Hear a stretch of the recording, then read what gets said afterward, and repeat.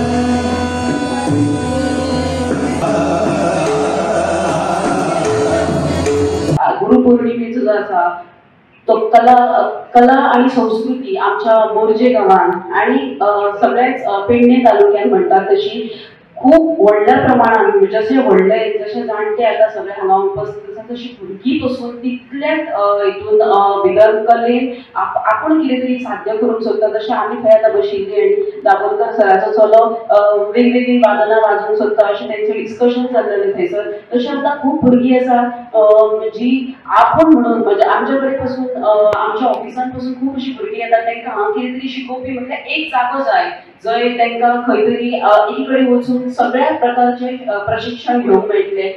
त्यांच्या सुपीक डोक्यात निघालेली ती कल्पना तसं जी नाटकं आजपर्यंत परंपरागत होत आलेली आहेत ती आम्ही सगळ्या ठिकाणी पद ऐकतो आहोत त्याच्यामध्ये काहीतरी वेगळेपणा दाखवून आपलं पण काहीतरी दाखवून त्या ठिकाणी ती कल्पकता आणतात आणि त्यामुळे ते संगीत दिग्दर्शक म्हणून किंवा त्या ठिकाणी आपले वादक म्हणून त्या ठिकाणी वर्णन वादक म्हणून त्याच्यामध्ये यशस्वी होतात. एक नाविन्य त्याच्यामध्ये आणल्यामुळे आणि म्हणून ही कल्पकता जी ज्याच्यामुळे ते आज चालकाची घोडदौड करू शकलेले आहे.